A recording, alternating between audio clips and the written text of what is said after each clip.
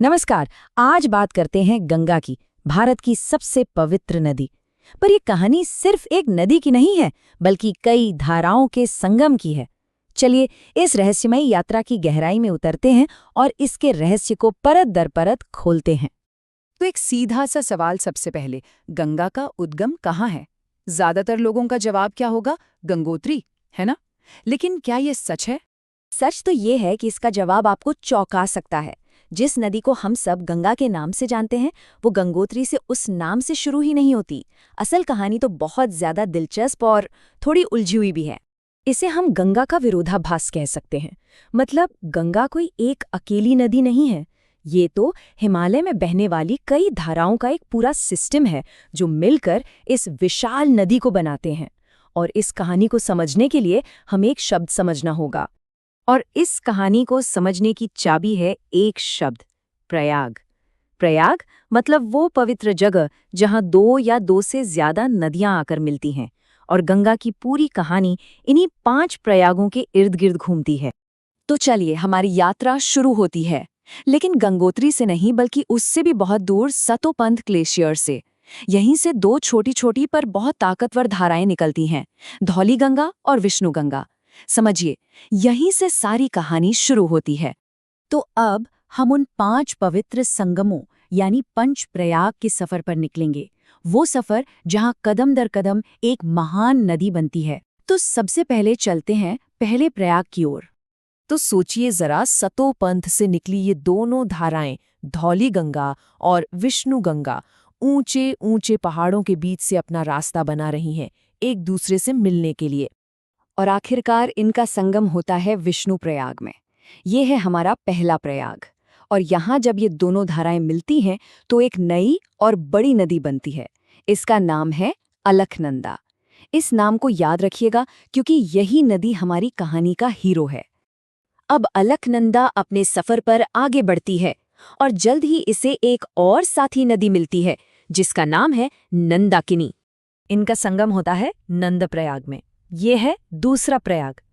अब नंदाकिनी का पानी भी अलकनंदा में मिल चुका है, तो जाहिर है अलकनंदा अब और भी बड़ी और ताकतवर हो गई है और अपना सफर जारी रखती है। सफर जारी है और अब अलकनंदा में आकर मिलती है पिंडर नदी।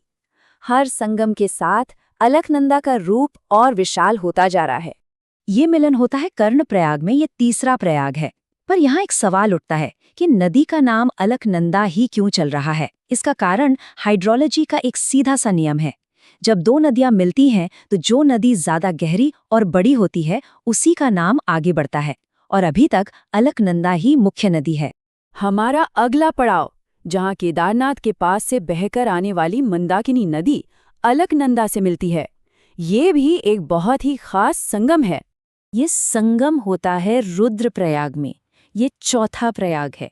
अब सोचिए, 4 नदियों की ताकत लेकर अलकनंदा एक जबरदस्त हिमालयी नदी बन चुकी है। पर इसकी कहानी का सबसे बड़ा, सबसे जरूरी मोड़ तो अभी आने वाला है। 4 प्रयाग हो चुके हैं और अब हम बढ़ रहे हैं उस आखिरी और सबसे खास संगम की ओर। वो जगह जहां गंगा को आखिरकार अपना नाम मिलता है। यहाँ अलकनंदा का सामना होता है भागीरथी से। वही भागीरथी जो मशहूर गंगोत्री ग्लेशियर से निकलती है। और अब यहाँ एक बहुत ही मजेदार पहेली सामने आती है। दोनों नदियां, अलकनंदा और भागीरथी, लगभग बराबर गहरी हैं, बराबर ताकतवर हैं। तो अब क्या होगा? किसका नाम आगे जाएगा? और यहीं पर एक अनोखा फैसला होता है। नियम ये है कि जब दोनों नदियां बराबर हों तो किसी एक का नाम आगे नहीं बढ़ाया जाएगा।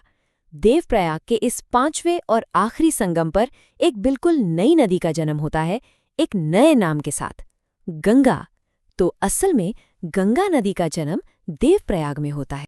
पहाड़ों की गोद से निकलकर अब गंगा अपना लंबा सफर शुरू करती है भारत के विशाल मैदानों में। और ये वो हिस्सा है जहां ये नदी सिर्फ एक नदी नहीं रह जाती, बल्कि करोड़ों लोगों की जिंदगी बन जाती है, उनकी जीवन रेखा। अपने इस लंबे सफर में भारत की कुछ सबसे बड़ी नदियां, जैसे यमुना जो दिल्ली और आगरा से होकर आती है, या घाघरा और कोसी जो नेपाल से आती हैं, ये सब गंगा में आकर मिल जाती हैं और इसे दुनिया की सबसे विशाल नदी प्रणालियों में से एक बना देती हैं। अपने उद्गम से लेकर समुद्र तक गंगा की कुल लंबाई जानते हैं कितनी है? 2525 किलोमीटर। ये एक ऐसा अविश्वसनीय सफर है जो बर्फीले पहाड़ों से शुरू होकर हरे भरे मैदानों और ऐतिहासिक शहरों से गुजरता है। और अपनी यात्रा के बिल्कुल आखिर में बंगाल की खाड़ी में मिलने से ठीक पहले गंगा एक और कमाल करती है। ये दुनिया का सबसे बड़ा डेल्टा बनाती है।